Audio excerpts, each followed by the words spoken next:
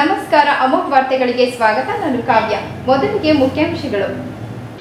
ತಪ್ಪು ಮಾಡಿದವರು ತನಿಖೆಗೆ ಏಕೆ ಹೆದರಬೇಕು? ಕೇಂದ್ರ ಸಚಿವ ಕುಮಾರಸ್ವಾಮಿ ವಿರುದ್ಧ ಶಾಸಕ ರಮೇಶ್ ಬಂಡಿಸಿದ್ದೇಗೌಡ ಆಕ್ರೋಶ.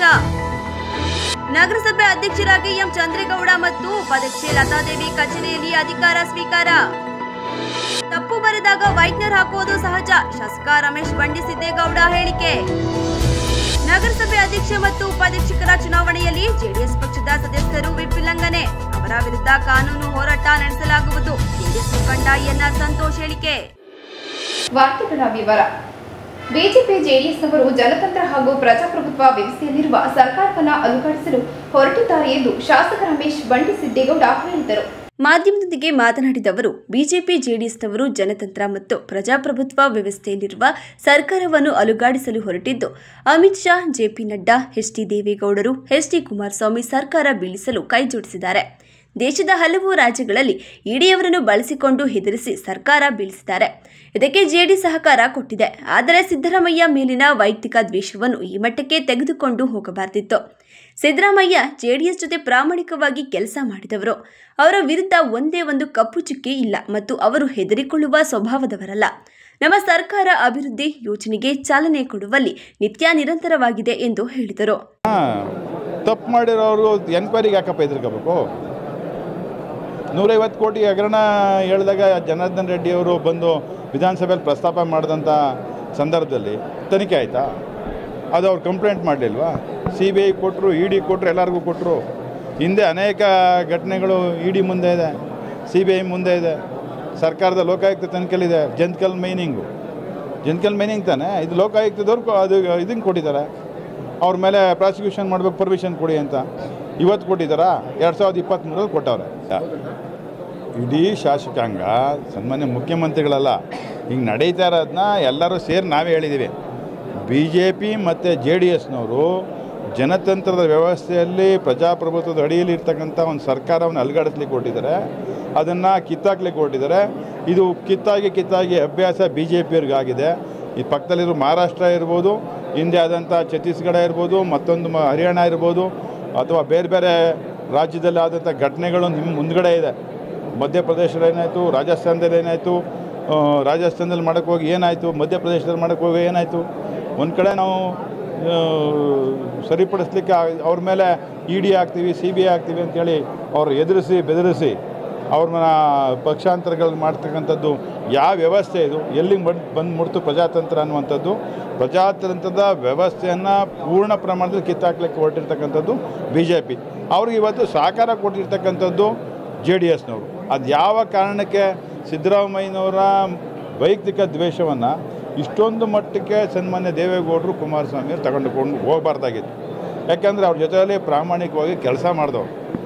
ಅವರ ರಾಜಕಾರಣ ಜೀವನದಲ್ಲಿ ಒಂದು ಕಪ್ಪು ಚುಕ್ಕೆ ಹೇಳ್ದೇ ಬಂದಂಥವ್ರು. ಅವರು ಅಷ್ಟು ಸುಲಭವಾಗಿ ಅವರ ಇದನ್ನು ನಡೆಯನ್ನು ಬಿಟ್ಕೊಡೋದಿಲ್ಲ. ಅವರು ಎದುರ್ಕೊಳ್ಳೋ ಸ್ವಭಾವದವರು ಅಲ್ಲ, ಎದುರ್ಕೊಳ್ಳೋದು ಇಲ್ಲ. ರಾಜಕಾರಣ ಮಾಡ್ತಾರೆ, ಅವರು ಮಾಡ್ತಾಯಿದ್ರೆ ನಾವು ಮಾಡಲೇಬೇಕಲ್ಲ, ರಾಜಕಾರಣನ ಮಾಡ್ತಾಯಿದ್ದೀವಿ ಅಷ್ಟೇ. ನಾವು ಯಾವುದೇ ಕಾರಣಕ್ಕೆ ಅಭಿವೃದ್ಧಿ ಕಡೆ, ಜನಕ್ಕೆ ಸೌಲಭ್ಯ ಕೊಡೋ ಕಡೆ, ಯಾವುದೇ ಯೋಜನೆಗಳನ್ನ ಚಾಲನೆ ಕೊಡೋ ಬಗ್ಗೆ ನಾವು ನಿತ್ಯ ನಿರಂತರವಾಗಿದ್ದೇವೆ. ಇದೊಂದು ಪಾರ್ಟ್ ನಮ್ಮ ರಾಜಕಾರಣ ಜೀವನದಲ್ಲಿ, ಇದೊಂದು ಪಾರ್ಟು. ಅದನ್ನು ಮಾಡ್ಕೊಂಡು ಹೋಯ್ತು.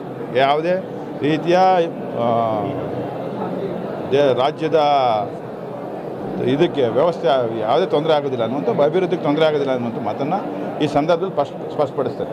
ಮೂಡ ಹಗರಣದಲ್ಲಿ ಸತ್ತವರ ಹೆಸರಿನಲ್ಲಿ ಡಿನೋಟಿಫಿಕೇಶನ್ ಮಾಡಿದ್ದಾರೆ ಎಂಬ ಕೇಂದ್ರ ಸಚಿವ ಎಚ್ಡಿ ಕುಮಾರಸ್ವಾಮಿ ಹೇಳಿಕೆ ವಿಚಾರವಾಗಿ ಮಾತನಾಡುತ್ತಾ, ಕುಮಾರಸ್ವಾಮಿ ಮತ್ತು ಅವರ ಸ್ನೇಹಿತರು ಎಷ್ಟು ಬೇನಾಮಿ ಆಸ್ತಿ ಮಾಡಿದ್ದಾರೆ, ಅದಕ್ಕೆ ಪೂರಕವಾದ ದಾಖಲೆಗಳು ನನ್ನ ಕಾರಿನಲ್ಲಿ ಇದೆ. ಸುಮ್ಮನೆ ವೈಯಕ್ತಿಕ ದ್ವೇಷ ಮಾಡಬಾರದು ಅಂತ ಸುಮ್ಮನಿದ್ದೇವೆ. ಯಡಿಯೂರಪ್ಪ, ವಿಜಯೇಂದ್ರ ಅವರ ಕುಟುಂಬದ್ದು ಎಷ್ಟು ಬೇನಾಮಿ ಆಸ್ತಿಗಳಿವೆ, ಯಾರು ನಿವೇಶನಗಳನ್ನು ಪಡೆದಿದ್ದಾರೆ, ಎಲ್ಲ ಮಾಹಿತಿಯನ್ನು ಕಲೆಕ್ಟ್ ಮಾಡುತ್ತಿದ್ದೇವೆ. ಇನ್ನು 2-3 ದಿನದಲ್ಲಿ ಜನರ ಮುಂದೆ ತಂದು ಇಡುತ್ತೇವೆ ಎಂದು ಹೇಳಿದರು. ಯಾರ್ಯಾರ ಹೆಸರಲ್ಲಿ ಡಿನೋಟಿಫಿಕೇಶನ್ ಮಾಡಿಸೋರೆ, ಯಾರ್ಯಾರು ಬೇನಾಮಿ ಹೆಸರದೆ ತನಿಖೆ ಆಗ್ತಾ ಇದೆ. ಕುಮಾರನ ಸ್ನೇಹಿತರುಗಳು ಎಷ್ಟು ಬೇನಾಮಿ ಆಸ್ತಿ ಮಾಡೋರೆ ಅಂತ ಹೇಳ್ತೀವಿ. ನನ್ನಲ್ಲಿ ಕಾರಲ್ಲಿ ಐತೆ. ಸುಮ್ಮನೆ ಅದು ವೈಯಕ್ತಿಕ ದ್ವೇಷ ಮಾಡಬಾರ್ದು ಅಂತ ಸುಮ್ಮನೆ ಇದ್ದೀವಿ. ಯಾರ್ಯಾರ ಶಾಸಕರು ಏನೇನು ಮಾಡವ್ರೆ ಅನ್ನುವಂಥದ್ದನ್ನು ಪೂರ್ಣ ಪ್ರಮಾಣದಲ್ಲಿ ಇನ್ನು ಕೇವಲ 2 ದಿವಸದಲ್ಲಿ ವಿಜಯೇಂದ್ರ ಅವರ ಕುಟುಂಬ ಅಂದರೆ ಯಡಿಯೂರಪ್ಪನವರ ಕುಟುಂಬ ಎಷ್ಟು ಬೇನಾಮಿ ಆಸ್ತಿಗಳಿದೆ, ಅವರಲ್ಲಿ ಯಾರ್ಯಾರು ನಿವೇಶನಗಳು ಪಡೆದವ್ರೆ, ಕುಮಾರಣ್ಣವರ ಸ್ನೇಹಿತರುಗಳ ಹೆಸರು, ಕುಮಾರಣ್ಣ ಸ್ನೇಹಿತರುಗಳು ಎಷ್ಟು ಜನ ಮಾಡವ್ರೆ, ಎಲ್ಲ ಮಾಹಿತಿಯನ್ನು ಕಲೆಕ್ಟ್ ಮಾಡ್ತಾಯಿದ್ದೀವಿ. ಇನ್ನೊಂದು 2 ದಿವಸದಲ್ಲೇ ಜನರ ಮುಂದೆ ತಂದಿಡ್ತೀನಿ. ಅದೇನಾಗ್ತದೆ ನಾನು ಎದುರಿಸಲಿಕ್ಕೆ ಸಿದ್ಧ ಇದ್ದೇನೆ ಅಂತ ಮಾತನ್ನು ಸ್ಪಷ್ಟಪಡಿಸ್ತೀನಿ. ಕೆಪಿಸಿಸಿ ಅಧ್ಯಕ್ಷರ ಬದಲಾವಣೆ ವಿಚಾರವಾಗಿ ಮಾತನಾಡುತ್ತಾ, ಕೆಪಿಸಿಸಿ ಅಧ್ಯಕ್ಷರು 2 ಕಡೆ ಅಧಿಕಾರದಲ್ಲಿ ಇದ್ದಾಗ ಬದಲಾವಣೆ ಮಾಡಬೇಕು ಮತ್ತು ಅವರೇ ಬೇರೆ ಯಾರನ್ನಾದರೂ ಮಾಡಿ ಎಂದು ನೇರವಾಗಿ ಹೈಕಮಾಂಡ್ಗೆ ಹೇಳಿದ್ದಾರೆ ಎಂದು ಹೇಳಿದರು. ಬದಲಾವಣೆ ಮಾಡಬೇಕಾದಂತೂ ಮತ್ತು ಅವರೇ ಬಿಟ್ಕೊಡ್ತೀನಿ ಯಾರು ಮಾಡಿ ಅನ್ನುವಂಥ ಮಾತನ್ನು ನೇರವಾಗಿ ಹೈಕಮಾಂಡ್ಗೆ ತಲುಪಿಸಿದ್ದಾರೆ. ಹೈಕಮಾಂಡ್ ಇದೆ, ಯಾರು ಬೇಕು, ಯಾರನ್ನ ಮಾಡಬೇಕು, ಯಾರನ್ನ ಪಕ್ಷ ಮುನ್ನಡೆಸ್ತಾರೆ ಅಂತ ಹೈಕಮಾಂಡ್ ತೀರ್ಮಾನ ಮಾಡ್ತಾರೆ. ಅವರೇ ಸ್ವತಃ ಬಿಟ್ಕೊಡ್ಲಿಕ್ಕೆ ಸಿದ್ಧ ಇದ್ದಾರೆ. ನಾನು ರಾಜ್ಯದ ಉಪಮುಖ್ಯಮಂತ್ರಿಯಾಗಿ 2 ಜವಾಬ್ದಾರಿಯುತವಾದಂಥ ಪ್ರಮುಖ ಖಾತೆಗಳು ಇಟ್ಕೊಂಡು ನಾವು ನಿರ್ವಹಿಸೋದು ಕಷ್ಟ ಆಗಿದೆ, ನೀವು ಯಾರನ್ನಾರು ಮಾಡಿ ಅಂತ ಅವರೇ ಹೈಕಮಾಂಡ್ಗೆ ಮನವಿ ಮಾಡಿದ್ದಾರೆ. ಆದಷ್ಟು ಬೇಗ ಮಾಡ್ತಾರೆ. ನಗರಸಭೆ ಅಧ್ಯಕ್ಷರಾಗಿ ಎಂ ಚಂದ್ರೇಗೌಡ ಮತ್ತು ಉಪಾಧ್ಯಕ್ಷೆ ಲತಾದೇವಿ ತಮ್ಮ ಕಚೇರಿಯಲ್ಲಿ ವಿಶೇಷ ಪೂಜೆ ಸಲ್ಲಿಸಿದ ನಂತರ ಅಧಿಕಾರ ಸ್ವೀಕರಿಸಿದರು.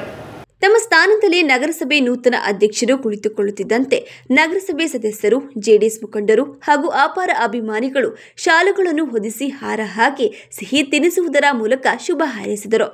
ನಂತರ ಸುದ್ದಿಗಾರರೊಂದಿಗೆ ನಗರಸಭೆ ನೂತನ ಅಧ್ಯಕ್ಷರು ಮತ್ತು ಉಪಾಧ್ಯಕ್ಷರು ಮಾತನಾಡಿ, ನನ್ನ ಪಾಲಿಕೆ ಅಧ್ಯಕ್ಷ ಪದವಿ ಸಿಕ್ಕಿರುವುದಕ್ಕೆ ತುಂಬ ಸಂತೋಷ ತಂದಿದೆ. ಈ ಸಂದರ್ಭದಲ್ಲಿ ನಮ್ಮ ತಂದೆ ಮೈಲಾರಿಗೌಡರನ್ನು ನೆನಪು ಮಾಡಿಕೊಂಡು ಈ ಸ್ಥಾನದಲ್ಲಿ ಕೂರುವುದಕ್ಕೆ ಇಷ್ಟಪಡುತ್ತೇನೆ. ಮುಖ್ಯವಾಗಿ ದಿವಂಗತ ಎಚ್.ಎಸ್. ಪ್ರಕಾಶ್, ದೇವೇಗೌಡರು, ಕುಮಾರಸ್ವಾಮಿ, ಶಾಸಕ ಸ್ವರೂಪ್, ರೇವಣ್ಣ ಇವರೆಲ್ಲರ ಅಭಿಮಾನದಿಂದ ಈ ಸ್ಥಾನ ದೊರಕಿದೆ. ಪಕ್ಷಕ್ಕಾಗಿ ದುಡಿದ್ದರಿಂದ ಇಂದು ಫಲ ನೀಡಿದೆ. ಜೆಡಿಎಸ್ ಪಕ್ಷದಲ್ಲಿ ಸಾಮಾನ್ಯ ಕಾರ್ಯಕರ್ತರಿಗೂ ಅಧಿಕಾರ ಸಿಗುತ್ತದೆ ಎಂಬುದಕ್ಕೆ ನಾನೇ ಉದಾಹರಣೆ. ಇದನ್ನು ಉಪಯೋಗಿಸಿಕೊಂಡು ಉತ್ತಮವಾದ ಸಮಾಜ ಕಟ್ಟುವಲ್ಲಿ ನಿರಂತರಾಗಿರುತ್ತೇವೆ ಎಂದರು. ನಗರಸಭೆ ವ್ಯಾಪ್ತಿಯಲ್ಲಿ ರಸ್ತೆ, ವಿದ್ಯುತ್, ಚರಂಡಿ, ಕಸದ ಸಮಸ್ಯೆ ಹೀಗೆ 10 ಹಲವು ಸಮಸ್ಯೆಗಳಿವೆ. ಪ್ರತಿ ಸಮಸ್ಯೆಗಳ ಬಗ್ಗೆ ಹಂತ ಹಂತವಾಗಿ ಗಮನ ಹರಿಸಿ ಎಲ್ಲ ಸಮಸ್ಯೆಗಳನ್ನು ಬಗೆಹರಿಸುವ ನಿಟ್ಟಿನಲ್ಲಿ ಪ್ರಾಮಾಣಿಕ ಪ್ರಯತ್ನ ಮಾಡಲಾಗುವುದು. ಸ್ವಚ್ಛತೆ ಹಾಗೂ ಗುಂಡಿ ಮುಕ್ತ ಹಾಸನ ನಗರ ನಿರ್ಮಾಣ ನನ್ನ ಪ್ರಮುಖ ಧ್ಯೇಯವಾಗಿದ್ದು, ಅಧಿಕಾರ ಸ್ವೀಕಾರ ಮಾಡಿದ ದಿನದಿಂದಲೇ ಗಮನ ಹರಿಸಲಾಗುವುದು ಎಂದು ವಿಶ್ವಾಸ ವ್ಯಕ್ತಪಡಿಸಿದರು. ಇಡೀ ನಗರವನ್ನು ಗುಂಡಿ ಮುಕ್ತ ನಗರವಾಗಿ ಮಾಡುವ ಆಸೆ ನನ್ನಲ್ಲಿದೆ ಎಂದು ಹೇಳಿದರು. ಸರ್, ಇವತ್ತು ಈ ಅಧ್ಯಕ್ಷ ಸ್ಥಾನದ ಪದವಿ ನನ್ನ ಪಾಲಿಗೆ ಒಲ್ದು ಬಂದಿರೋದು. ನಮ್ಮ ಈ ಸಂದರ್ಭದಲ್ಲಿ ನಮ್ಮ ತಂದೆ ದಿವಂಗತ ಮೈಲಾರಿಗೌಡರು ಈ ರಾಜಭವನವರು ನೆನೆಸ್ಕೊಂಡು ನನ್ನನ್ನು ಈ ಸ್ಥಾನಕ್ಕೆ ಕೋರೋಕ್ಕೆ ಮುಖ್ಯವಾಗಿ ನಮ್ಮ ಎಚ್.ಎಸ್. ಪ್ರಕಾಶ್, ಅನಿಲ್ ಕುಮಾರ್ ಅವರು ಕಾರಣ. ನಾನು ಈಗ ದೇವೇಗೌಡರು, ಕುಮಾರಸ್ವಾಮಿ ಅವರು, ಸ್ವರೂಪ್ ಅವರು, ರೇವಣ್ಣನವರು ಇವರೆಲ್ಲರ ಒಂದು ಅಭಿಮಾನ, ಆಮೇಲೆ ನಾನು ಪಕ್ಷದ ಮೇಲೆ ಇಟ್ಟಿದ್ದ ಭರವಸೆ, ಪಕ್ಷಕ್ಕಾಗಿ ದುಡಿದಿದ್ದು ಇವತ್ತು ನನಗೆ ಫಲ ಕೊಟ್ಟಿದೆ. ಸಾಮಾನ್ಯ ಕಾರ್ಯಕರ್ತರಿಗೂ ಸಹ ಅಧಿಕಾರ ಸಿಗುತ್ತೆ, ಒಳ್ಳೆಯದಾಗುತ್ತೆ ಅನ್ನೋದಕ್ಕೆ ಇದಕ್ಕಿಂತ ತಾಜಾ ಉದಾಹರಣೆ ಬೇಕಾಗಿಲ್ಲ. ಇದನ್ನು ಉಪಯೋಗಿಸ್ಕೊಂಡು ಉತ್ತಮವಾದ ಸಮಾಜಮುಖಿ ಕಾರ್ಯಗಳನ್ನು ಮಾಡೋದರಲ್ಲಿ ನಾನು ನಿರತರಾಗಿರ್ತೇನೆ ಅಂತ ತಮ್ಮಲ್ಲಿ ಹೇಳ್ಕೊತೀನಿ. ನನಗೆ ಈ ಸ್ಥಾನಕ್ಕೆ ಬರೋದಕ್ಕೆ ಎಲ್ಲರೂ ಸಹಕಾರ ಮಾಡಿದವ್ರಿಗೆಲ್ಲರಿಗೂ ನನ್ನ ಕಡೆಯಿಂದ ನಮಸ್ಕಾರಗಳು. ನನಗೆ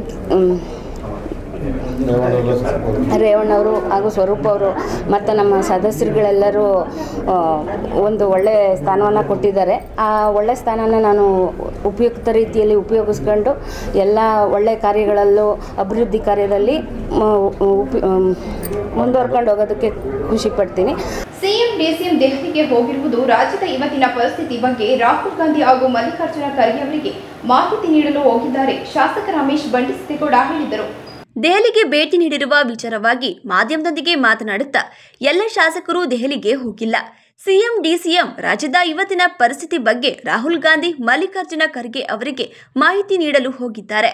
ನಾವೇ ಎಲ್ಲ ಶಾಸಕರು ಒತ್ತಾಯ ಮಾಡುತ್ತಿದ್ದೇವೆ. ರಾಷ್ಟ್ರಪತಿ ಅವರನ್ನು ಭೇಟಿ ಮಾಡಿ ಬಿಜೆಪಿ ಜೆಡಿಎಸ್ನವರ ವಿಚಾರವನ್ನು ರಾಷ್ಟ್ರಪತಿಗಳಿಗೆ ಮನದಟ್ಟು ಮಾಡಿಕೊಡೋಣ ಎಂದು ಹೇಳಿದ್ದೇವೆ ಎಂದು ಹೇಳಿದರು. ಶಾಸಕರು ಹೋಗಿಲ್ಲ. ಇವತ್ತು ನಮ್ಮ ಪಕ್ಷದ ಹೈಕಮಾಂಡ್ ನಮ್ಮ ರಾಹುಲ್ ಗಾಂಧಿಯವರ ನೇತೃತ್ವದಲ್ಲಿ, ಸನ್ಮಾನ್ಯ ಮಲ್ಲಿಕಾರ್ಜುನ ಖರ್ಗೆ ಅವರ ಅಧ್ಯಕ್ಷರ ಮುಂದಾಳತ್ವದಲ್ಲಿ ಒಂದು ಇವತ್ತಿನ ರಾಜ್ಯದಲ್ಲಿ ಪರಿಸ್ಥಿತಿ ಬಗ್ಗೆ ರಿವ್ಯೂ ಮಾಡಲಿಕ್ಕೆ ಅದು ಮಾಹಿತಿಯನ್ನು ಕೊಡಲಿಕ್ಕೆ ಹೋಗಿದ್ದಾರೆ. ಅಷ್ಟು ಬಿಟ್ಟರೆ ಬೇರೆ ಏನಿಲ್ಲ. ಅದಾದಮೇಲೆ ನಾವೇ ಶಾಸಕರುಗಳೆಲ್ಲ ಒತ್ತಾಯ ಮಾಡ್ತಾಯಿದ್ದೀವಿ. ನಾವೆಲ್ಲ ಯಾಕೆ ಪ್ರೆಸಿಡೆಂಟ್ ಆಫ್ ಇಂಡಿಯಾನ ಭೇಟಿ ಮಾಡಿ ಇವತ್ತಿನ ಸಮಸ್ಯೆಗಳ ಬಗ್ಗೆ, ಇವತ್ತು ಏನು BJP ಮತ್ತು JDS ಒಂದಾಗಿ ನಮ್ಮ ಮೇಲೆ ಒಂದು ಗದಾಪ್ರಹಾರ ಮಾಡಲಿಕ್ಕೆ ಹೊರಟಿದ್ದಾರೆ, ಅದನ್ನೆಲ್ಲ ಇರ್ತಕ್ಕಂಥ ವಿಚಾರನ ಅವ್ರಿಗೆ ಮನವಿ, ಅವ್ರಿಗೆ ಮಂದಟ್ಟು ಮಾಡ್ಕೊಳ್ಳೋಕ್ಕೆ ನಾವೆಲ್ಲ ಹೋಗಬೇಕು ಅಂತ ತೀರ್ಮಾನ ಮಾಡ್ತಾಯಿದ್ದೇವೆ. ಆದಷ್ಟು ಬೇಗ ಇವ್ರನ್ನ ರಾಷ್ಟ್ರಪತಿಗಳನ್ನ ಭೇಟಿ ಮಾಡ್ತಕ್ಕಂಥ ಕೆಲಸವನ್ನು ಎಲ್ಲ ಶಾಸಕರು ಒಳಗೂಡಿ ಮಾಡ್ತೇವೆ ಅನ್ನುವಂಥ ಮಾಹಿತಿಯನ್ನು ಹೇಳಲಿಕ್ಕೆ ಬಯಸ್ತೇನೆ. ಮೂಡ ಹಗರಣ ವಿಚಾರವಾಗಿ ಮಾತನಾಡುತ್ತಾ, ನಾನು ಒಬ್ಬ ಮೈಸೂರು ನಗರಾಭಿವೃದ್ಧಿ ಪ್ರಾಧಿಕಾರದ ಸದಸ್ಯ. ನಾನು 3 ಬಾರಿ ಶಾಸಕನಾಗಿ ಮೂಡಾದಲ್ಲಿ ಕೆಲಸ ಮಾಡಿದ್ದೇನೆ. ಅರ್ಜಿ ಇಲ್ಲದೇನೆ ಹೇಗೆ ಮಂಜೂರಾತಿ ಮಾಡಲು ಆಗುತ್ತದೆ? ಅರ್ಜಿ ಇಲ್ಲ ಅಂತ ನಾವೇನು ಹೇಳಿಲ್ಲ. ಮಂಜೂರಾತಿ ಮಾಡಿಕೊಡಿ ಎಂದು ಅರ್ಜಿ ಕೊಟ್ಟಿದ್ದಾರೆ ಅಷ್ಟೇ. ಮತ್ತು ತಪ್ಪು ಬರೆದಾಗ ವೈಟ್ನರ್ ಹಾಕೋದು ಸಹಜ ಪ್ರಕ್ರಿಯೆ. ಮೂಡ ಹಗರಣವನ್ನು ನ್ಯಾಯಾಂಗ ತನಿಖೆಗೆ ಕೊಟ್ಟಿದ್ದೇವೆ, ಅವರೇ ಪರಿಶೀಲನೆ ಮಾಡಲಿ ಎಂದು ಹೇಳಿದರು. ನಾನು ಮೂಡ ಹಗರಣದ ಬಗ್ಗೆ ನಾನು ಒಬ್ಬ ಮೈಸೂರು ನಗರಾಭಿವೃದ್ಧಿ ಪ್ರಾಧಿಕಾರದ ಸದಸ್ಯ. 2008ರಿಂದ ಮೊದಲನೇ ಬಾರಿ ಶಾಸಕನಾದಮೇಲೆ, 2ನೇ ಬಾರಿ ನಾನು ಮರು ಆಯ್ಕೆ ಆದಮೇಲೆ, 3ನೇ ಬಾರಿ ನಾನು ಸೋತು ಈಗ ಮತ್ತೆ ಆಯ್ಕೆ ಆಗಿದೆ. ನಾನು 3 ಬಾರಿ ಶಾಸಕರಾಗಿ ಕೆಲಸ ಮಾಡಿದ್ದೇನೆ ಮೈಸೂರು ನಗರಾಭಿವೃದ್ಧಿ. ಅರ್ಜಿ ಇಲ್ದೇ ಹೆಂಗೆ ಮಂಜೂರಾತಿ ಮಾಡೋಕ್ಕಾಗ್ತದೆ? ಅರ್ಜಿ ಇಲ್ಲ ಅಂತ ನಾವೇನು ಹೇಳಿಲ್ಲ. ಮಂಜೂರಾತಿ ಮಾಡ್ಕೊಳ್ಳಿಕ್ಕೆ ನಾವು ಅರ್ಜಿ ಕೊಟ್ಟಿದ್ವಿ. ನೀವು ತಪ್ಪು ಬರೆದಾಗ ಅದು ವೈಟ್ನರ್ ಆಗ್ತಕ್ಕಂಥದ್ದು ಸಹಜವಾಗಿ. ಅದನ್ನು ಪರಿಶೀಲನೆ ಮಾಡಲಿ. ಈಗ ನ್ಯಾಯಾಂಗ ತನಿಖೆ ಕೊಟ್ಟಿದ್ವಿ, 1 ಮ್ಯಾನ್ ಕಮಿಟಿ ಕೊಟ್ಟಿದ್ವಿ. ಅದು ನ್ಯಾಯಾಂಗ ತನಿಖೆ ಮಾಡಿ ಯಡಿಯೂರಪ್ಪ ಅವರ ತಂಗಿ ಮಕ್ಕಳಿಗೆ ನಿವೇಶನಗಳನ್ನು ಕೊಟ್ಟಿಲ್ವಾ? 50/50 ಎಲ್ಲಿ ತಗೊಂಡಿಲ್ವಾ? ಪ್ರಾಮಾಣಿಕರಾಗಿದ್ದಾರೆ ಅವರು ಹೇಳಲಿ. ಸಿದ್ದರಾಮಯ್ಯ ಅವರು ನೇರ ಅರ್ಜಿದಾರರಲ್ಲ ಮತ್ತು ಸಿದ್ದರಾಮಯ್ಯ ಅವರ ಒಂದೇ ಒಂದು ಸಹಿ ಇಲ್ಲ ಕೂಡ.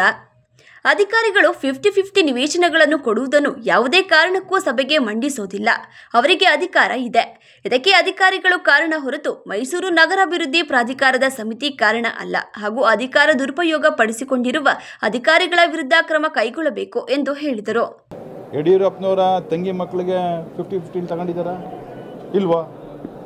ಹೇಳಿ. ಅವರು ಅಷ್ಟೊಂದು ಪ್ರಾಮಾಣಿಕವಾಗಿದ್ದರೆ ಕಾಂಗ್ರೆಸ್ದು ಇದು JDSನ ಶಾಸಕರುಗಳ 50-50 ಎಷ್ಟು ತಗೊಂಡವ್ರೆ?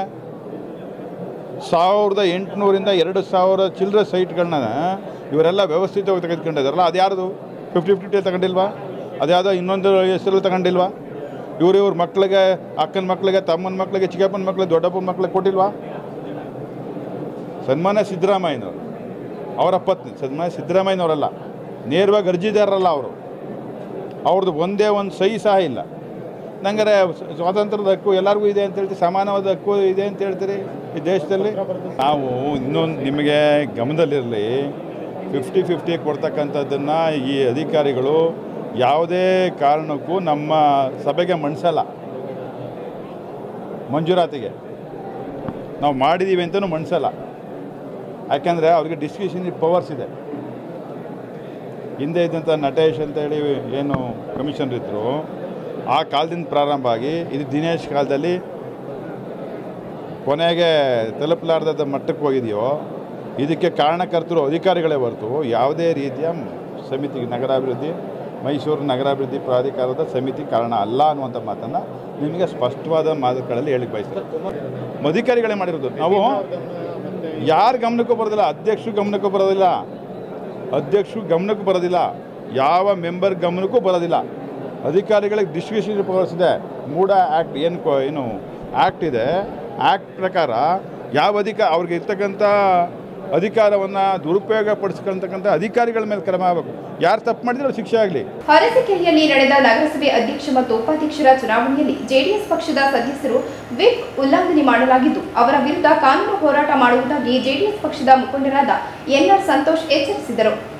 ಪತ್ರಿಕಾಗೋಷ್ಠಿಯಲ್ಲಿ ಮಾತನಾಡಿದ ಅವರು, JDS ಗುರುತಿನ ಅಡಿಯಲ್ಲಿ ಸದಸ್ಯರಾಗಿ ಗುರುತಿಸಿಕೊಂಡಿದ್ದ ನಗರಸಭೆ ಸದಸ್ಯರು ವಿಪ್ ಉಲ್ಲಂಘನೆ ಮಾಡಿ ಪರ್ಯಾಯವಾಗಿ ಮತ ಚಲಾವಣೆ ಮಾಡಿದ್ದಾರೆ. ಅರಸೀಕೆರೆ ನಗರಸಭೆಯಲ್ಲಿ JDS ಚಿಹ್ನೆಯಿಂದ 15 ಜನರು ಗೆಲುವು ಪಡೆದಿದ್ದು, ನಮ್ಮ ಜೊತೆ ಉಳಿದವರು ಕೇವಲ 2 ಮಾತ್ರ. ಎಲ್ಲರನ್ನೂ ಕಾಂಗ್ರೆಸ್ ಪಕ್ಷಕ್ಕೆ ಕರೆದುಕೊಂಡು ಹೋಗಿದ್ದು, ನಗರಸಭೆಯಲ್ಲಿರುವ ನಮ್ಮ ಪಕ್ಷದ ಎಲ್ಲ ಸದಸ್ಯರಿಗೆ ನೋಟಿಸ್ ನೀಡಿ ಸಭೆಯಲ್ಲಿ ಪಾಲ್ಗೊಂಡು ಯಾರನ್ನು ಒಮ್ಮತದಿಂದ ಅಧ್ಯಕ್ಷ ಮತ್ತು ಉಪಾಧ್ಯಕ್ಷನನ್ನು ಆಯ್ಕೆ ಮಾಡಲು ಸಲಹೆಯನ್ನು ಕೊಡಬೇಕೆಂದು ಕೇಳಿ ನೋಟಿಸ್ ಅನ್ನು ಸದಸ್ಯರ ಮನೆ ಬಾಗಿಲಿಗೆ ಅಂಟಿಸಿ ಫೋನ್ ಮೂಲಕ ತಿಳಿಸಲಾಗಿತ್ತು. ಕೇಂದ್ರ ಸಚಿವರಾದ HD ಕುಮಾರಸ್ವಾಮಿರವರ ನಿರ್ದೇಶನದಂತೆ HD ರೇವಣ್ಣರವರ ಸಲಹೆ ಸೂಚನೆಯ ಆಧರಿಸಿ ಜೊತೆ ಒಂದು ಸಭೆ ಮಾಡಲಾಗಿತ್ತು. JDS ಜಿಲ್ಲಾಧ್ಯಕ್ಷರಾದ KS ಲಿಂಗೇಶ್ ರವರು, ತಾಲೂಕು ಅಧ್ಯಕ್ಷರಾದ ಚಂದ್ರಶೇಖರ್ ಅವರು ಅಧ್ಯಕ್ಷ ಗಾದಿಗೆ ಜನರಲ್ ಕ್ಯಾಟಗರಿ ಇದ್ದುದರಿಂದ ಸುಜಾತ ರಮೇಶ್ ರವರನ್ನು ಅಧ್ಯಕ್ಷರನ್ನಾಗಿ ಮಾಡಲು ಪಕ್ಷ ತೀರ್ಮಾನ ಮಾಡಿತ್ತು. ಬಿಜೆಪಿ ಮತ್ತು ಜೆಡಿಎಸ್ ಮೈತ್ರಿ ಇದ್ದುದರಿಂದ ಉಪಾಧ್ಯಕ್ಷ ಸ್ಥಾನಕ್ಕೆ ಬಿಜೆಪಿಯಿಂದ ಗೆಲುವು ಪಡೆದಿದ್ದ ಅಭಿರಾಮಿ ಶಿವರಾಮ್ ಅವರನ್ನು ಆಯ್ಕೆ ಮಾಡಲಾಯಿತು. ಆದರೆ ಕಳೆದ 1 ದಿನಗಳ ಹಿಂದೆ ನಡೆದ ಚುನಾವಣೆಯಲ್ಲಿ ವಿಪ್ಪನ್ನು ಉಲ್ಲಂಘನೆ ಮಾಡಿ ಶಾಸಕ ಶಿವಲಿಂಗೇಗೌಡರ ಅಣತಿಯಂತೆ ತೆನೆ ಹೊತ್ತ ಮಹಿಳೆ ಚಿಹ್ನೆಯಿಂದ ಗೆದ್ದಂತಹವರು ತಮ್ಮ ಮತವನ್ನು ನೀಡಿ ವಿಪ್ ಉಲ್ಲಂಘನೆ ಮಾಡಿರುವುದರಿಂದ ಜಿಲ್ಲಾಧಿಕಾರಿಗಳಿಗೆ ದೂರು ನೀಡಿ ಕಾನೂನು ಹೋರಾಟ ಮಾಡಲಿದ್ದೇವೆ ಎಂದು ಹೇಳಿದರು. 15 ಜನ ಏನು JDS ಚಿಹ್ನೆಯಿಂದ ಗೆದ್ದಿದ್ರು, ನಮ್ಮ ಜೊತೆ ಉಳಿದಿದ್ದಂಥವರು ಕೇವಲ 2 ಮಾತ್ರ. ಇನ್ನು ಎಲ್ಲರನ್ನೂ ಅವರೊಟ್ಟಿಗೆ ಕಾಂಗ್ರೆಸ್ ಪಕ್ಷಕ್ಕೆ ಕರ್ಕೊಂಡು ಹೋಗಿದ್ರು. ನಿನ್ನೆ ಪಕ್ಷದ ಸೂಚನೆಯಂತೆ 15ನೇ ತಾರೀಕು ನಾವೊಂದು ಸಭೆಯನ್ನು ಮಾಡ್ತೇವೆ. ಎಲ್ಲ ನಗರಸಭಾ ಸದಸ್ಯರುಗಳಿಗೂ ಕೂಡ ಮೀಟಿಂಗಿನ ನೋಟಿಸನ್ನು ಕೊಟ್ಟು ನೀವು ಸಭೆಯಲ್ಲಿ ಭಾಗವಹಿಸಿ ಯಾರನ್ನು ಒಮ್ಮತದಿಂದ ಅಧ್ಯಕ್ಷ ಉಪಾಧ್ಯಕ್ಷ ಆಯ್ಕೆ ಮಾಡಬೇಕು ಅನ್ನೋವಂಥ ಸಲಹೆಯನ್ನು ನೀವು ಕೊಡಿ ಅಂತೇಳಿ ಕರೆದಾಗ ನೋಟಿಸನ್ನು ಎಲ್ಲರ ಮನೆ ಬಾಗಿಲಿಗೂ ಕೂಡ ಅಂಟಿಸಿ ಕೆಲವರಿಗೆ ನೋಟಿಸನ್ನು ಕೈಯಿಂದ ಕೊಟ್ಟು ಫೋನ್ ಮುಖಾಂತರ ತಿಳಿಸಿ ಎಲ್ಲ ಮಾಡಿಯೂ ಕೂಡ ಮೀಟಿಂಗು ಕೂಡ ಕೆಲವರು ಅವತ್ತು ಭಾಗವಹಿಸಿರಲಿಲ್ಲ. ಪಕ್ಷದ ನಮ್ಮ ರಾಜ್ಯದ ಅಧ್ಯಕ್ಷರು ಮಾನ್ಯ HD ಕುಮಾರಸ್ವಾಮಿರವರ ನಿರ್ದೇಶನದಂತೆ ಮಾನ್ಯ HD ರೇವಣ್ಣ ಸಾಹೇಬರ ಸಲಹೆ ಸೂಚನೆಗಳ ಆಧರಿಸಿ ನಮ್ಮ ಜಿಲ್ಲಾಧ್ಯಕ್ಷ ಅಂತ ಮಾನ್ಯ ಲಿಂಗೇಶ್ ಅವರು, ನಮ್ಮ ತಾಲೂಕಾಧ್ಯಕ್ಷ ಅಂತ ಮಾನ್ಯ ಚಂದ್ರಶೇಖರ್ ಅವರು ಅಧ್ಯಕ್ಷ ಗಾದಿಗೆ ಜನರಲ್ ಕೆಟಗರಿ ಇದ್ದಿದ್ದರಿಂದ ಸುಜಾತ ರಮೇಶ್ ಅವರನ್ನು ಪಕ್ಷ ತೀರ್ಮಾನ ಮಾಡ್ತದೆ ಒಮ್ಮತದಿಂದ. ಉಪಾಧ್ಯಕ್ಷ ಸ್ಥಾನಕ್ಕೆ ಈಗ BJP ಮತ್ತು JDS ಮೈತ್ರಿ ಇದ್ದಿದ್ದರಿಂದ BJPಯಿಂದ ಗೆದ್ದಿದ್ದಂಥ ಮಾನ್ಯ ಶ್ರೀಮತಿ ಅಭಿರಾಮಿ ಶಿವನ್ರಾಜ್ರವ್ರನ್ನ ನಾವು ಆಯ್ಕೆ ಮಾಡ್ಕೊಂಡಿರ್ತೀವಿ. ಆದರೆ ನಿನ್ನೆ ಚುನಾವಣೆಯಲ್ಲಿ ವಿಪ್ಪನ ಉಲ್ಲಂಘನೆ ಮಾಡಿ ಶಾಸಕರ ಶಿವಲಿಂಗೇಗೌಡರ ಅಣತಿಯಂತೆ ನಮ್ಮ ಪಕ್ಷ ಚಿಹ್ನೆ ಅಂದರೆ ತೆನೆ ಹೊತ್ತ ಮಹಿಳೆ ಚಿಹ್ನೆಯಿಂದ ಗೆದ್ದಿದ್ದಂಥವರು ತಮ್ಮ ಮತವನ್ನು ಪಕ್ಷದ ವಿಪ್ ಉಲ್ಲಂಘನೆ ಮಾಡಿ ಚಲಾವಣೆ ಮಾಡಿರೋದ್ರಿಂದ ಜಿಲ್ಲಾಧಿಕಾರಿಗಳಿಗೆ ಇದರ ಬಗ್ಗೆ ಸಂಪೂರ್ಣವಾಗಿ ಕಾನೂನು ಹೋರಾಟವನ್ನು ನಾವು ಪ್ರಾರಂಭ ಮಾಡೋರಿದ್ದೇವೆ. ಇದಕ್ಕೆ ತಕ್ಕ ಉತ್ತರವನ್ನು ಪಕ್ಷ ನಮ್ಮೆಲ್ಲ ಕಾರ್ಯಕರ್ತರ ಇಚ್ಛೆಯಂತೆ ನಾವು ಕಲಿಸೋರಿದ್ದೇವೆ ಅಂತೇಳಿ ಈ ಮುಖಾಂತರ ತಿಳಿಸೋದಕ್ಕೆ ಇಷ್ಟಪಡ್ತೇನೆ. 1987 ಕಾಯ್ದೆ, ನಗರ ಸ್ಥಳೀಯ ಸಂಸ್ಥೆ ಕಾಯ್ದೆಯಂತೆ ಕ್ರಮವನ್ನು ಕೈಗೊಳ್ಳೋದಕ್ಕೆ ಪಕ್ಷ ತೀರ್ಮಾನ ಮಾಡಿದೆ.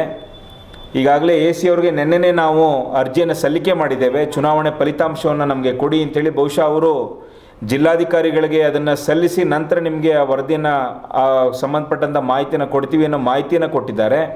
ಆ ಮಾಹಿತಿ ನಮ್ಮ ಕೈ ಸೇರಿದ ಕೂಡಲೇ ಜಿಲ್ಲಾಧಿಕಾರಿಗಳಿಗೆ ನಾವೊಂದು ಅರ್ಜಿಯನ್ನು ಕೊಟ್ಟು ಯಾರು ವಿಪ್ಪನ ಉಲ್ಲಂಘನೆ ಮಾಡಿದ್ದಾರೆ ಅವರ ಸದಸ್ಯತ್ವವನ್ನು ಅನರ್ಹ ಮಾಡಬೇಕು ಅಂತೇಳಿ ನಾವು ಜಿಲ್ಲಾಧಿಕಾರಿಗಳಿಗೆ ಮನವಿ ಮಾಡೋರಿದ್ದೇವೆ. ಕಾನೂನು ಹೋರಾಟವನ್ನು ಕೈಗೆ ತಗೊಳ್ತಾ ಇದ್ದೇವೆ. ನಿಮ್ಮ ಗಮನದಲ್ಲಿ ಕೆಲವು ಸಂಗತಿಗಳು. ಈಗಾಗಲೇ ವಿಧಾನಸಭಾ ಚುನಾವಣೆಯಲ್ಲಿ ಹತ್ರ 80,000 ಮತಗಳನ್ನ ಕೊಟ್ಟು ಅರಸೀಕೆರೆ ಜನತೆ ಆಶೀರ್ವಾದ ಮಾಡಿದರು. ಲೋಕಸಭಾ ಚುನಾವಣೆಯಲ್ಲೂ ಕೂಡ 83-84,000 ಮತಗಳನ್ನ ಅರಸೀಕೆರೆ ಜನತೆ ನಮಗೆ ಕೊಟ್ಟು ಆಶೀರ್ವಾದ ಮಾಡಿದ್ದಾರೆ. ಅರಸೀಕೆರೆ ನಗರದ ಜನತೆ ಅಪೇಕ್ಷೆ ಇತ್ತು, ಈ ಬಾರಿ ಅಧ್ಯಕ್ಷ ಸ್ಥಾನಕ್ಕೆ ಜನರಲ್ ಕೆಟಗರಿಗೆ, ಉಪಾಧ್ಯಕ್ಷ ಸ್ಥಾನಕ್ಕೆ ಪರಿಶಿಷ್ಟ ಜಾತಿಯ ಒಂದು ವರ್ಗಕ್ಕೆ ನಿಗದಿಯಾಗಿದ್ದನ್ನು ಎಲ್ಲರ ನಿರೀಕ್ಷೆಯಂತೆ ಇಡೀ ತಾಲೂಕಿನ ಜನ ನಿರೀಕ್ಷೆ ಮಾಡ್ತಾಯಿದ್ರು. ಒಬ್ಬರು ಒಳ್ಳೆಯ ಅಭ್ಯರ್ಥಿ ಅಧ್ಯಕ್ಷರಾಗಿ ಆಯ್ಕೆ ಆಗಬೇಕು ಅನ್ನೋಂಥ ನಿರೀಕ್ಷೆಯನ್ನೇ ಇಟ್ಕೊಂಡಿದ್ರು. ಆದರೆ ಯಥಾ ಪ್ರಕಾರ ಶಾಸಕರ ಒಟ್ಟಿಗೆ ಗುರುತಿಸ್ಕೊಂಡಿದ್ದಂಥ ಅಲ್ಪಸಂಖ್ಯಾತ ಕೋಮಿಗೆ ಸೇರಿದಂಥ ಎಲ್ರಿಗೂ ಈಗಾಗಲೇ ಗೊತ್ತಿದೆ. ಈಗಾಗಲೇ ಬಹುಶಃ 3ನೇ ಬಾರಿ ಅವರು ಅಧ್ಯಕ್ಷರಾಗಿ ಕೂರ್ತಾ ಇದ್ದಾರೆ. ಇದು ಅರಸೀಕೆರೆ ನಗರದ ಜನತೆಯಲ್ಲಿ, ಅರಸೀಕೆರೆ ತಾಲೂಕಿನಲ್ಲಿ ಒಂದು ರೀತಿಯ ಅಸಹನೆಯನ್ನು ಪ್ರಾರಂಭ ಮಾಡಿದೆ. ಇದನ್ನು ನಾನು ಪತ್ರಕರ್ತರ ಮುಖಾಂತರ ತಾಲೂಕಿನ ಜನತೆಗೂ ನಾನು ಮನವಿ ಮಾಡ್ತೇನೆ. ಇನ್ನು 16-17 ತಿಂಗಳಿಗೆ ಚುನಾವಣೆಗಳು ಕೂಡ ನಗರಸಭೆದು ನಾವು ಎದುರು ನೋಡ್ತಾ ಇದ್ದೇವೆ. ದಯಮಾಡಿ ಯಾರು ಪಕ್ಷದ ಚಿಹ್ನೆಯಿಂದ ಗೆದ್ದು ನಿಮ್ಮ ಆಶೀರ್ವಾದ ಪಡೆದು ಇವತ್ತು ಪಕ್ಷದ ಸೂಚನೆಯನ್ನು ಉಲ್ಲಂಘನೆ ಮಾಡಿದ್ದಾರೆ ಅವರಿಗೆ ತಕ್ಕ ಪಾಠವನ್ನು ಕಲಿಸಬೇಕು. ಖಂಡಿತವಾಗೂ ಕಾನೂನು ತನ್ನ ಕ್ರಮವನ್ನು ತೆಗೆದುಕೊಂಡು ಅಷ್ಟೂ ಜನರನ್ನು ಅನರ್ಹ ಮಾಡುತ್ತೆ ಅನ್ನುವಂಥ ವಿಶ್ವಾಸ ನಮಗಿದೆ. ನಿಮ್ಮೆಲ್ಲರ ಸಹಕಾರವನ್ನು ಈ ಮುಖಾಂತರ ಕೋರ್ತಾ ಪತ್ರಿಕಾಗೋಷ್ಠಿಯಲ್ಲಿ ಅಭಿರಾಮಿ, ಸುಜಾತ ರಮೇಶ್, ಪಕ್ಷೇತರ ಅಭ್ಯರ್ಥಿ ನೀಲಗಿರಿಗೌಡ, ಶಿವಣ್ಣ, ರಾಜ್ ಉಪಸ್ಥಿತರಿದ್ದರು. ಬೇಲೂರು ಪಟ್ಟಣದ ಸಮಗ್ರ ಅಭಿವೃದ್ಧಿಗೆ ಜಿಲ್ಲಾಧಿಕಾರಿಗಳನ್ನ ಹಾಗೂ ಕಾನೂನು ಸುವ್ಯವಸ್ಥೆಗಾಗಿ ಪೊಲೀಸ್ ವರಿಷ್ಠಾಧಿಕಾರಿಗಳ ಜೊತೆ ಚರ್ಚಿಸಲಾಗಿದೆ ಎಂದು ಪುರಸಭೆ ಅಧ್ಯಕ್ಷ ಎಆರ್ ಅಶೋಕ್ ತಿಳಿಸಿದರು. ಪುರಸಭೆ ಸದಸ್ಯರೊಂದಿಗೆ ತೆರಳಿ ಮೂಲಭೂತ ಸೌಕರ್ಯಗಳ ಬಗ್ಗೆ ಜಿಲ್ಲಾಧಿಕಾರಿಗಳು ಹಾಗೂ ಪೊಲೀಸ್ ವರಿಷ್ಠಾಧಿಕಾರಿಗಳಿಗೆ ಮನವಿ ಮಾಡಲಾಯಿತು.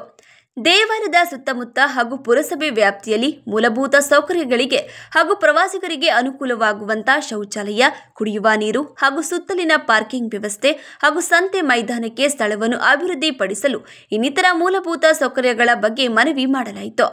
ಅದಕ್ಕೆ ಸಕಾರಾತ್ಮಕವಾಗಿ ಸ್ಪಂದಿಸಿರುವ ಜಿಲ್ಲಾಧಿಕಾರಿಗಳು ಇದೇ 29ರಂದು ಜಿಲ್ಲಾಧಿಕಾರಿಗಳು ಹಾಗೂ ಪೊಲೀಸ್ ವರಿಷ್ಠಾಧಿಕಾರಿಗಳು ಬಂದು ಸ್ಥಳ ಪರಿಶೀಲಿಸಿ ಗಮನ ಹರಿಸುವುದಾಗಿ ಹೇಳಿದ್ದು, ಅದೇ ರೀತಿ ಪಾರ್ಕಿಂಗ್ ಸಮಸ್ಯೆ ಹಾಗೂ ವಾಹನ ದಟ್ಟಣೆ ಹೆಚ್ಚಾಗಿ ತೊಂದರೆಯಾಗುತ್ತಿರುವುದರಿಂದ ಕೂಡಲೇ ಟ್ರಾಫಿಕ್ ಕಂಟ್ರೋಲ್ ಮಾಡಲು 2 ಪಿಸಿಗಳನ್ನು ನಿಯೋಜನೆ ಮಾಡಲು ಮನವಿ ಮಾಡಿದ್ದು, ನಮ್ಮ ಪಿಸಿಗಳನ್ನು ನಿಯೋಜನೆ ಮಾಡಲು ಸಿಬ್ಬಂದಿಗಳು ಕಡಿಮೆ ಇರುವುದರಿಂದ ಬೇರೆ ವ್ಯವಸ್ಥೆಯನ್ನು ತಾತ್ಕಾಲಿಕವಾಗಿ ಮಾಡಲಾಗುವುದು.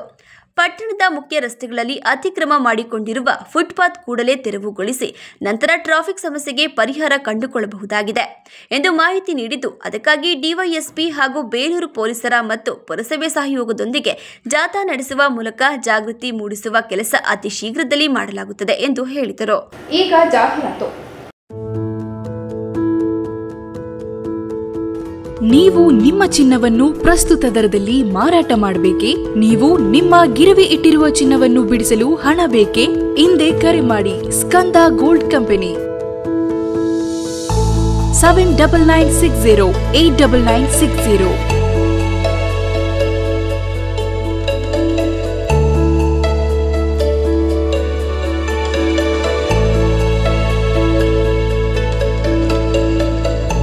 ನೀವು ಗಿರವಿ ಇಟ್ಟಿರುವ ಚಿನ್ನಾಭರಣಗಳನ್ನು ಬಿಡಿಸಿ ಇಂದಿನ ಮಾರುಕಟ್ಟೆ ಬೆಲೆಗೆ ಕೊಂಡುಕೊಳ್ಳುತ್ತಾರೆ ಹಾಗೂ ನಿಮ್ಮಲ್ಲಿರುವ ಹಳೆಯ ಚಿನ್ನವನ್ನು ಪ್ರಸ್ತುತ ಆನ್ಲೈನ್ ದರದಲ್ಲಿ ಕೊಂಡುಕೊಳ್ಳುತ್ತಾರೆ. ಸ್ಕಂದ ಗೋಲ್ಡ್ ಕಂಪನಿ ಕರ್ನಾಟಕದಾದ್ಯಂತ ನಮ್ಮ ಶಾಖೆಗಳು ತೆರೆದಿರುತ್ತದೆ.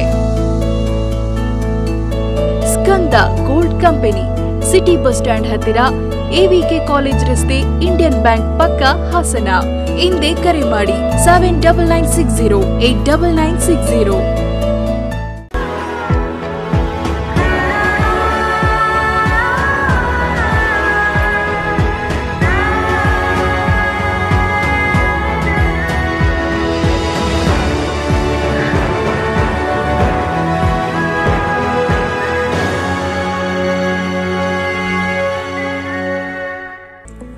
D home furniture and interior, ಹಾಸನದ ಅತಿ ದೊಡ್ಡ ಫರ್ನಿಚರ್ ಶೋರೂಮ್. ನಿಮ್ಮ ಕನಸಿನ ಮನೆಯ ಅಂದವನ್ನ ಹೆಚ್ಚಿಸಲು ಹಾಗೂ ಆರಾಮದಾಯಕ ಪೀಠೋಪಕರಣಗಳು ಉತ್ಕೃಷ್ಟ ಗುಣಮಟ್ಟದಲ್ಲಿ ಲಭ್ಯ. ವಿವಿಧ ವಿನ್ಯಾಸದ ಡೈನಿಂಗ್ ಟೇಬಲ್ಗಳು, ಮ್ಯಾಟ್ರೆಸ್ಗಳು, corner sofa, recliner sofa, wooden sofa, ಹಲವು ಮಾದರಿಯ ಕಾಟ್ಗಳು, ವಾರ್ಡ್ರೋಬ್ಗಳು, ಡ್ರೆಸ್ಸಿಂಗ್ ಟೇಬಲ್ಗಳು, ಇನ್ನು ಹಲವಾರು ವೆರೈಟಿಯ ಫರ್ನಿಚರ್ಗಳು ದೊರೆಯುತ್ತವೆ. ಭೇಟಿ ಕೊಡಿ D home furniture and interior, opposite district stadium, Salagame road, Hassan. Phone numbers 8156989111, 9562955026 ಮತ್ತು 9633152552.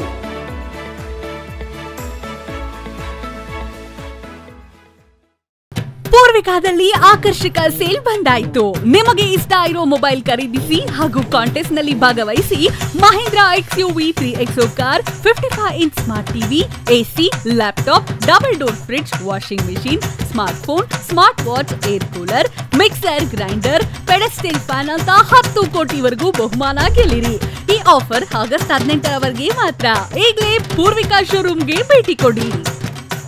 ಕಲ್ಯಾಣ ಮಂಟಪ 12 ವಸಂತಗಳನ್ನು ಪೂರೈಸಿ 13ನೇ ವರ್ಷಕ್ಕೆ ಪಾದಾರ್ಪಣೆ ಮಾಡುತ್ತಿರುವ ಗೋಮತಿ ಕಲ್ಯಾಣ ಮಂಟಪವನ್ನು ಹೊಚ್ಚ ಹೊಸ ರೂಪದಲ್ಲಿ ನಿಮ್ಮ ಮುಂದೆ ಪ್ರಸ್ತುತಪಡಿಸುತ್ತಿದ್ದೇವೆ.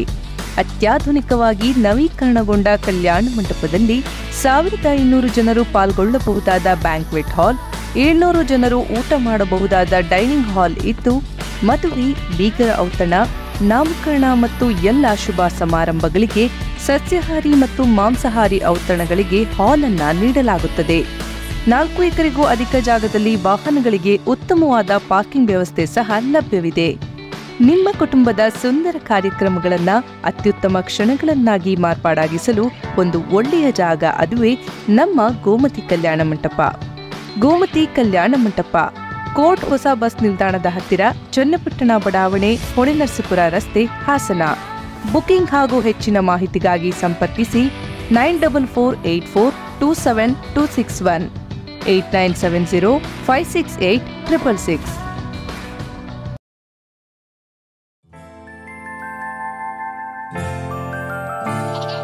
ನಗುವಿರಲಿ ಮನೆಯಲ್ಲಿ, ಮಗುವಿರಲಿ ಮಡಿಲಲ್ಲಿ, ತುಂಬಿರಲಿ ಸಂತಸ ಎಲ್ಲೆಲ್ಲೂ, ಹರಡುತ್ತಿರಿ ಸಂತಸ ಮನೆ ಮನೆಯಲ್ಲಿ ಸಂತಸವಿರಲಿ ಮನೆಯಲ್ಲಿ, ಮಗುವಿರಲಿ ಮಡಿಲಲ್ಲಿ, ತುಂಬಿರಲಿ ಸಂತಸ ಎಲ್ಲೆಲ್ಲೂ ಸಂತಸ.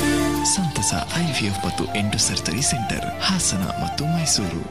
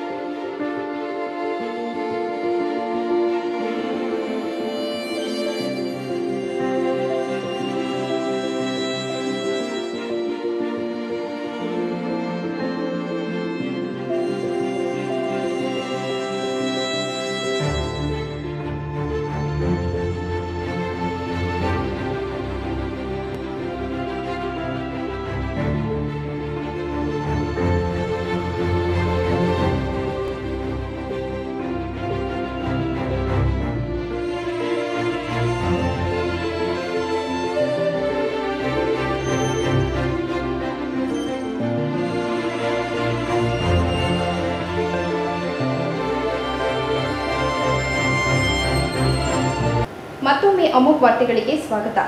ನಗರಸಭಾ ಚುನಾವಣೆಯಲ್ಲಿ ಉಪ್ಪಾರ ಜನಾಂಗದವರಾದ ಎಂ ಚಂದ್ರೇಗೌಡರನ್ನ ಸರ್ವಾನುಮತದಿಂದ ಅಧ್ಯಕ್ಷರನ್ನಾಗಿ ಆಯ್ಕೆಗೆ ಕಾರಣರಾದವರಿಗೆ ಅಭಿನಂದನೆಯನ್ನ ಸಲ್ಲಿಸುವುದಾಗಿ ಜಿಲ್ಲಾ ಉಪ್ಪಾರ ಸಂಘದ ಅಧ್ಯಕ್ಷ ಎಸ್.ಜೆ. ನೀಲಪ್ಪ ತಿಳಿಸಿದರು.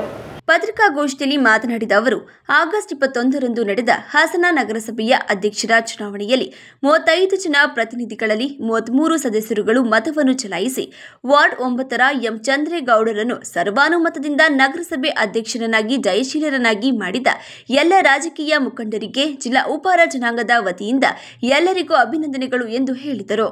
ಬಿ ಚಂದ್ರೇಗೌಡ ಅವರನ್ನು ಸರ್ವಾನುಮತದಿಂದ ಸುಮಾರು 35 ಪ್ರತಿನಿಧಿಗಳಲ್ಲಿ 33 ಜನ ಪ್ರತಿನಿಧಿಗಳ ಆಯ್ಕೆ ಸರ್ವತೋಮುಖದಿಂದ ಆಯ್ಕೆ ಮಾಡಿದ್ದಾರೆ. ಬಹಳ ಸಂತೋಷದ ವಿಷಯ. ಆದ್ದರಿಂದ ಹಾಸನ ಜಿಲ್ಲಾ ಉಪ್ಪಾರ ಸಂಘದ ವತಿಯಿಂದ ಈ ಉಪ್ಪಾರ ಜನಾಂಗದ ಹಿಂದುಳಿದ ವರ್ಗದ ಉಪ್ಪಾರ ಜನಾಂಗದನ್ನು ಆಯ್ಕೆ ಮಾಡಿರೋದು ಬಹಳ ಸಂತೋಷ. ಎಲ್ಲರಿಗೂ, ಎಲ್ಲ ಸಂಘ ಸಂಸ್ಥೆಗಳಿಗೂ, ಅದರಲ್ಲೂ JDS ಮುಖಂಡರುಗಳಾದ ದೇವೇಗೌಡರು, ಕುಮಾರಸ್ವಾಮಿ, ರೇವಣ್ಣನವರು ಮತ್ತು ಸ್ವರೂಪ್ ಅವರು ಮತ್ತು ಎಲ್ಲ ರಾಜಕೀಯ ಸಂಘದ ರಾಜಕೀಯ ಪ್ರತಿನಿಧಿಗಳಿಗೆ ನಾವು ಆಭಾರಿಗಳಾಗಿ. ಪತ್ರಿಕಾಗೋಷ್ಠಿಯಲ್ಲಿ ಕೌಶಲ್ಯ ಲಕ್ಷ್ಮಣಗೌಡ, ಕುಮಾರ್, ತಾಲೂಕು ಅಧ್ಯಕ್ಷ ಜಿ. ಸುರೇಶ್, ಕಾರ್ಯದರ್ಶಿ ಮಂಜೇಗೌಡ, ಸಹ ಕಾರ್ಯದರ್ಶಿ ಶಿವಣ್ಣ, ಸುಬ್ರಹ್ಮಣ್ಯ ಉಪಸ್ಥಿತರಿದ್ದರು. ಅರ್ಕಲಗೂಡು ತಾಲೂಕಿನ ಬೈಚನಹಳ್ಳಿ ಗ್ರಾಮದಲ್ಲಿ ಶಾಲಾ ಮಕ್ಕಳಿಗೆ ನೋಟ್ಬುಕ್ ವಿತರಣಾ ಕಾರ್ಯಕ್ರಮವನ್ನು ಆಗಸ್ಟ್ 26ರಂದು ಆಯೋಜಿಸಲಾಗಿದೆ ಎಂದು ಸಮಾಜ ಸೇವಕ ಗಾಂಧಿನಗರ ದಿವಾಕರ್ ತಿಳಿಸಿದರು. ಕಳೆದ 4 ವರ್ಷದಿಂದ ಸತತವಾಗಿ ಸರ್ಕಾರಿ ಹಿರಿಯ ಪ್ರಾಥಮಿಕ ಶಾಲೆ, ಪ್ರೌಢಶಾಲೆ, ಕಾಲೇಜು ವಿದ್ಯಾರ್ಥಿಗಳಿಗೆ ನೋಟ್ಬುಕ್ ವಿತರಿಸುತ್ತಾ ಬಂದಿದ್ದೇನೆ. ಈ ವರ್ಷ ಕಸಬಾ ಮತ್ತು ಮಲ್ಲಿಪಟ್ಟಣ ಹೋಬಳಿ ಶಾಲೆಗಳಿಗೆ ನೀಡುತ್ತಿದ್ದು, ಇದಕ್ಕೆ ಶಾಸಕ ಎ. ಮಂಜು ಅವರು ಪ್ರೇರಣೆ. ಇತ್ತೀಚಿನ ದಿನಗಳಲ್ಲಿ ಸರ್ಕಾರಿ ಶಾಲೆಗಳಿಗೆ ಅನುದಾನ ಬರುತ್ತಿಲ್ಲ. ಈ ನಿಟ್ಟಿನಲ್ಲಿ ನಾವು ಅಳಿಲು ಸೇವೆ ಮಾಡಬೇಕೆಂದು ಕಾರ್ಯಕ್ರಮ ಮಾಡುತ್ತಿದ್ದೇನೆ. ಕಳೆದ ಬಾರಿ ದತ್ತು ಪಡೆದ ಶಾಲೆ ಮಕ್ಕಳು ಕಂಪ್ಯೂಟರ್ ಜ್ಞಾನ ಬೆಳೆಸಿಕೊಳ್ಳಲೆಂದು ಕಂಪ್ಯೂಟರ್ ವ್ಯವಸ್ಥೆ ಮಾಡಿಸಿ ಶಿಕ್ಷಕರ ನೇಮಿಸಲಾಗಿತ್ತು. ಇಂದು ಶಾಸಕ ಎ. ಮಂಜು ಅವರ ಪತ್ನಿ ತಾರಾ ಎ. ಮಂಜು ಅವರು ಆರಂಭಿಸಿರುವ ಮಕ್ಕಳ ಮನೆಗೆ ಮೆಚ್ಚುಗೆ ವ್ಯಕ್ತವಾಗಿದೆ. ತಾಲೂಕಿನಲ್ಲಿ 4-5 ಜನ ಕೈ ಜೋಡಿಸಿದರೆ ಮಕ್ಕಳ ವಿದ್ಯಾಭ್ಯಾಸಕ್ಕೆ ಯಾವುದೇ ಕೊರತೆಯಾಗುವುದಿಲ್ಲ ಎಂದು ಹೇಳಿದರು.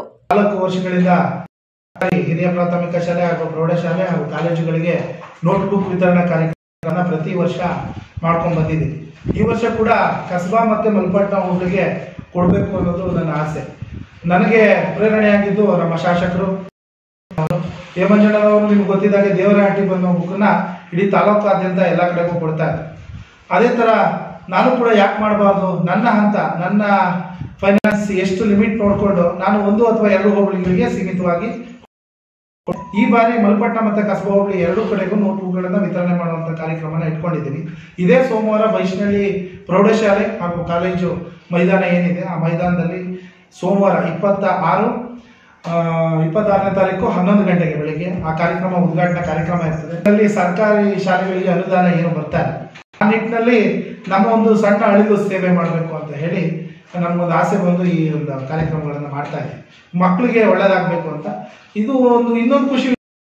ತಾರಾ ಮೇಡಮ್ ಕೂಡ ಮಕ್ಕಳ ಮನೆ ಅನ್ನೋ ಒಂದು ಶಾಲೆ ಕಟ್ಟಿ ಆ ಒಂದು ಸಣ್ಣ ಮಕ್ಕಳಿಗೆ ಎಲ್ಲಿ ಕೊರತೆ ಇತ್ತು, ಇಂಗ್ಲಿಷ್ ಮಾಧ್ಯಮದಲ್ಲಿ ಕೊರತೆ ಇತ್ತು, ಈ ಥರದ್ದೆಲ್ಲ ಮಾಡ್ತಿದ್ರು.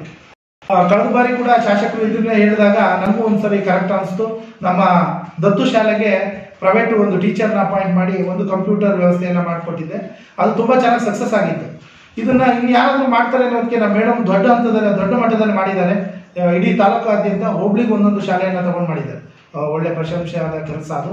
ಇಂಥ ಕೆಲಸಗಳು ಒಂದು 5-6 ಜನ ಒಗ್ಗೂಡಿಸಿದ್ರೆ ನಮ್ಮ ತಾಲೂಕಿನಲ್ಲಿ ಮೇ ಬಿ ಯಾರಿಗೂ ವಿದ್ಯಾಭ್ಯಾಸದ ಕೊರತೆನೇ ಆಗಲ್ಲ ಅನ್ನೋದು ನನ್ನ ಮನೋಭಾವನೆ.